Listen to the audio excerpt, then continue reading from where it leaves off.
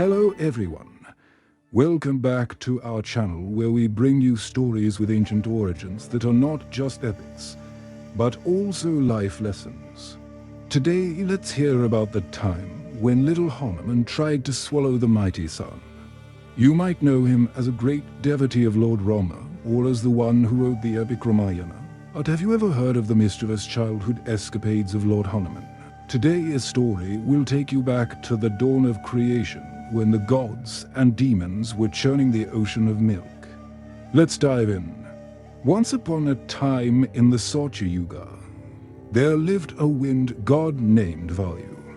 He had a wife called Anjana Devi. They lived in an exquisite palace atop Mount Sumeru, the tallest mountain that reaches up to the heavens. It was surrounded by lush gardens and divine trees that bear celestial fruits. Even though they were gods, Vayu and his wife lived a simple life, enjoying the beauty of nature and worshipping the supreme reality. They were deeply in love, and their bond was truly inspiring. One day, Anjana was expecting her first child, so she went to her parents' place to deliver the baby.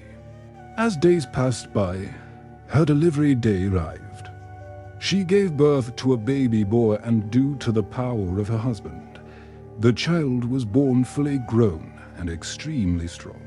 All the gods and goddesses gathered there to receive the child and shower him with countless boons and blessings. Because of his red complexion, which came from his father, the wind god, he got the name Hanuman. Also, since he was the son of Vayu, the god of air, he could fly before even learning it. As a kid, he would fly around the palace causing havoc and great destruction. When Anjana returned to the palace with her son Hanuman, all the celestial beings left.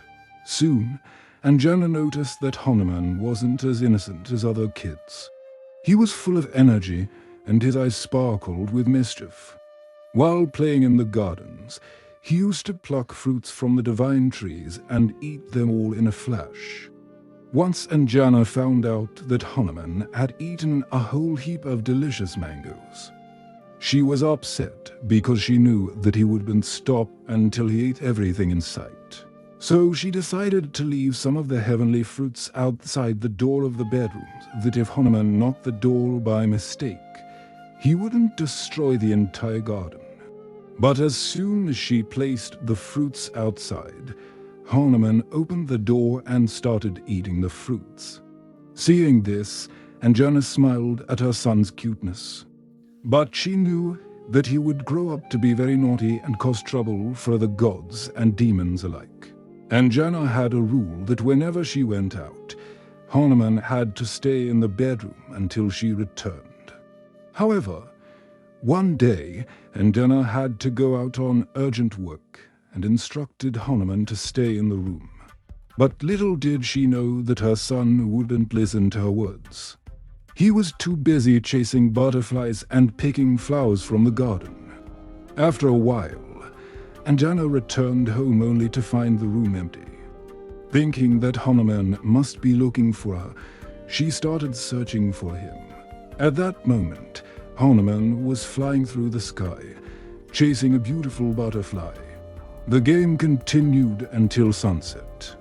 But Hanuman didn't realize it because he was too engrossed in the sport. At that time, the sun was setting in the west and the sky was filled with red clouds. Hanuman, exhausted from the game, started searching for his mother. But suddenly he saw the red-colored ball of fire in the sky and thought it was a huge mango. And being a kid, he couldn't resist eating such a large fruit. Then Hanuman flew towards the huge fruit, but the closer he got, the hotter it became. Despite this, Hanuman kept moving forward. At that moment, the sun god, who was inside the ball of fire, realized someone was trying to eat him. Then he shouted loudly, "Hey, who is trying to devour me?" Hearing this, Hanuman turned back and said, "Oh, great Lord, You look like a juicy mango. That's why I wanted to eat you." Hearing this, the sun god laughed loudly and said, "Little boy, I am the mighty sun god. You can't possibly eat me." Then he challenged Hanuman and said, "If you really want to eat me, then try swallowing me." Accepting the challenge, Hanuman inhaled deeply and tried to swallow the entire sun. At that moment, the sun god used his divine weapon called Vajrayuddha and struck Hanuman on his cheeks. Because of this, Hanuman lost control over his body and fell down from the sky. As he fell, the earth shook violently and the 7 mountains trembled under his weight. Finally, Hanuman landed on the ground with a loud thud. Due to the impact, his cheeks puffed up and his ears became elongated. Since he resembled a monkey, the gods and demons started calling him Hanuman, which means the one with the swollen cheeks. Seeing his son lying unconscious on the ground, Vayu rushed to Hanuman and picked him up. Grief-stricken, he carried Hanuman in his arms and went to the underworld.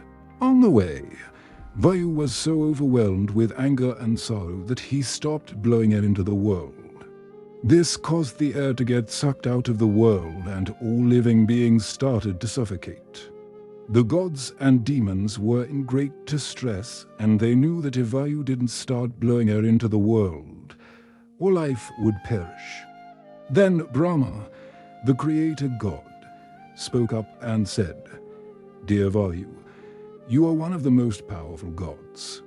Why are you giving up your life?" Hearing this, Vayu replied, "My son, Hanuman, has been killed by the sun god. I am sad and angry about this incident. Until I avenge my son's death, I won't blow air into the world." Hearing this, Brahma stepped forward and gave Vayu a boon, saying, "From today onwards, my son, you will be known as Hanuman. You will become the son of the sun god. No weapon can kill you and no demon or god can defeat you." After receiving the boon, Vayu revived Hanuman and regained his strength. With a heavy heart, he returned to his son and cradled him. Little did he know that his son was destined to become the greatest devotee of Lord Rama. As he soared into the sky, the world erupted in joy. The air buzzed with life again, and both gods and demons recognized that Hanuman was truly destined for greatness.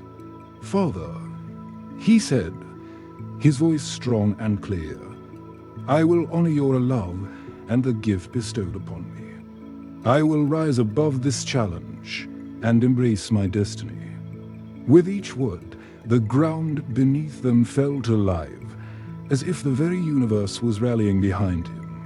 Vayu, filled with pride, watched as his son transformed. No longer just a figure of swollen cheeks, Hanuman emerged as a symbol of courage and devotion, destined to become the greatest devotee of Lord Rama. His journey was just beginning, and with the blessings of the gods, he would face every obstacle with unwavering strength. As he soared into the sky, the world erupted in joy. The air buzzed with life again, and both gods and demons recognized that Hanuman was truly destined for greatness. His legacy would shine with love, loyalty, and that incredible bond between a father and son, forever carved in the hearts of everyone who believes. If you're feeling inspired by this tale, don't forget to like and subscribe. Your support means the world to us, and we can't wait to share more amazing stories with you. Thank you for being part of our journey.